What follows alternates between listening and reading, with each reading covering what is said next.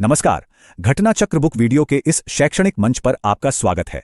हमारा उद्देश्य है ज्ञान को सरल, स्पष्ट और सुलभ रूप में आप तक पहुंचाना।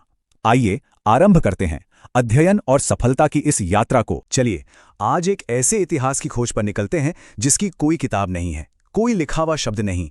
ये वो कहानी है जिसे हमारे पुरखों ने लिखा नहीं बल्कि जमीन के नीचे सुरागों में छोड़ दिया।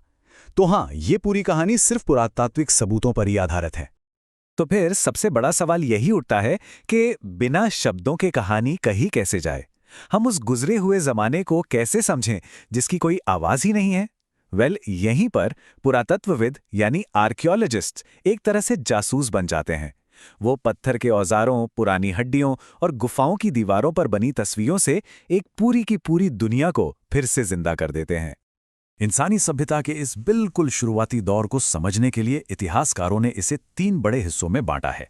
पहला, पूरा पाषाण काल मतलब ओल्ड स्टोन एज। दूसरा, मध्य पाषाण काल यानी मिडिल स्टोन एज। और तीसरा, नव पाषाण काल न्यू स्टोन एज। तो चलिए इस टाइम ट्रैवल पर निकलते हैं। तो हमारी कहानी की शुरुआत होती है पूरा पाषाण काल से। ये मानव इतिहास का सबसे लंबा चैप्टर है और ये एक ऐसी दुनिया थी जहां हर दिन बस जिंदा रहने की एक जंग थी, सर्वाइवल। बस यही एक मकसद था। चलिए इस कहानी को जमीन से जोड़ते हैं, एक असली जगह से। यह है नर्मदा घाटी।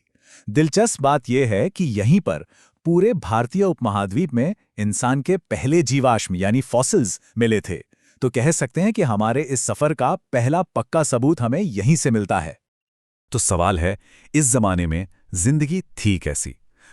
ये हंटर गैदरर्स का दौर था। लोग छोटे छोटे ग्रुप्स में घूमते रहते थे, शिकार करते थे, खाने पीने की चीजें इकट्ठा करते थे। और उनका सबसे बड़ा हथियार क्या था? पत्थर के बने सिंपल लेकिन बहुत असरदार औजार। और फिर इसी दौर में एक ऐसी खोज हुई जिसने सचमुच सब कुछ बदल कर रख दिया। आग पर काबू पाना। सोचिए, आग ने उन्हें गर्मी दी, खतरनाक जानवरों से बचाया और सबसे बड़ी बात, खाना पकाने का तरीका सिखाया। ये इंसान की पहली और शायद सबसे बड़ी टेक्नोलॉजिकल लीप थी।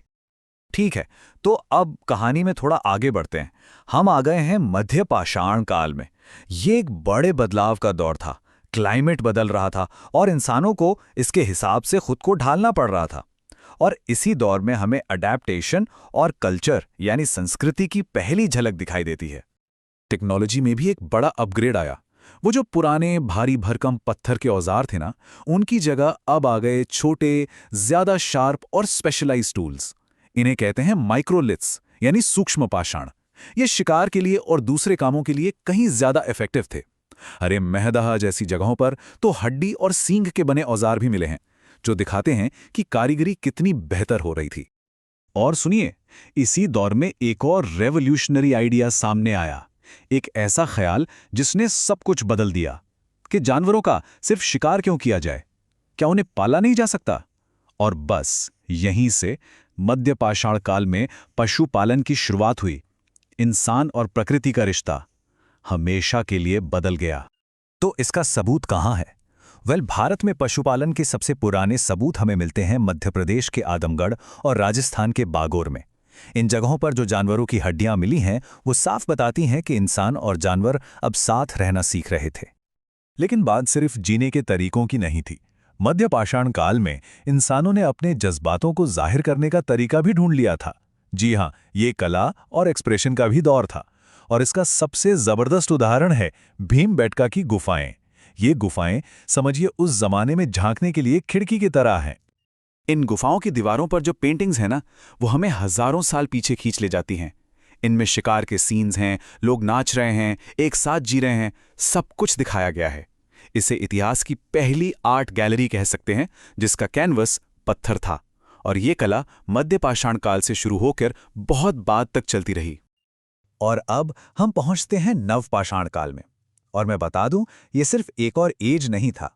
नहीं, ये एक क्रांति थी, द न्यूलिथिक रेवोल्यूशन। एक ऐसी क्रांति जिसने इंसानी समाज की पूरी शक्ल ही बदल दी। इस क्रांति के पीछे 2 बड़े आइडियाज थे, 2 ऐसे कदम जिन्होंने सब कुछ बदल दिया। पहला कदम, बीज बोना यानी खेती की शुरुआत। इंसानों ने यह सीख लिया कि खाना उगाया भी जा सकता है, और दूसरा कदम, पहिए का आविष्कार। बस इन दो चीजों ने एक पूरी नई दुनिया की नींव रख दी। तो खेती ने जिंदगी बदली कैसे? सोचिए, जो लोग हमेशा घूमते रहते थे, अब वो एक जगह बसने लगे, गांव बसने लगे। खाने की टेंशन खत्म हो गई, बल्कि अब तो जरूरत से ज्यादा अनाज होने लगा, सरप्लस। और इसी वजह से बड़े बड़े समुदाय बने। और हाँ, भारतीय उपमहाद्वीप में खेती का सबसे पुराना सबूत लहुरा देव से मिलता है। और पता है सबसे पहला अनाज कौन सा उगाया गया था? जौ, यानी बार्ले। और इसी बदलाव का जीता जागता सबूत है मेहरगढ़।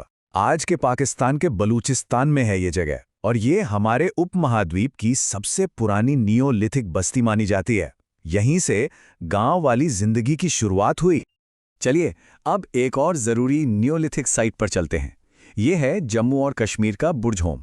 और ये जगह हमें उस नए दौर की जिंदगी के बारे में कुछ बहुत ही अनोखी बातें बताती है। यहाँ आर्कियोलॉजिस्ट को क्या मिला? गर्तावास, मतलब जमीन के नीचे गड्ढा खोदकर बनाए गए घर। कमाल है ना?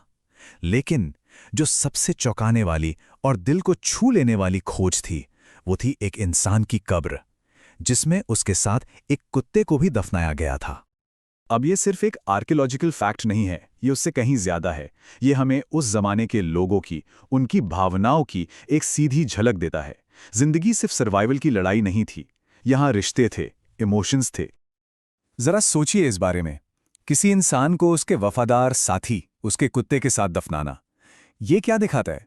ये बताता है कि हजारों साल पहले भी इंसान और जानवरों के बीच एक बहुत गहरा इमोशनल बॉन्ड था। वफादारी और साथ की ये कहानी बिना कुछ कहे भी बहुत कुछ कह जाती है। तो इस लंबे सफर को तय करने के बाद हम कहां पहुंचे हैं? देखिए, ये सिर्फ बीते हुए कल की कहानी नहीं है, ये हमारी अपनी कहानी की बुनियाद है। तो एक नजर डालते हैं कि हमने क्या क्या देखा।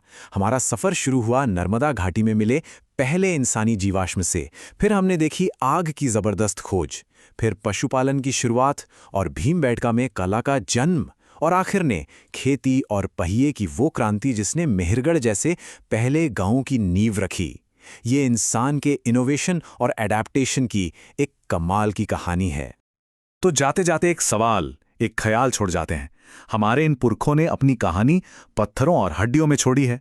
सोचिए, अगर आज से हजारों साल बाद भविष्य के आर्कियोलॉजिस्ट को हमारी दुनिया मिलती है, तो हमारी बनाई हुई कौन सी एक चीज हमारी कहानी सबसे अच्छे से बताएगी? सोचे हो जरूर।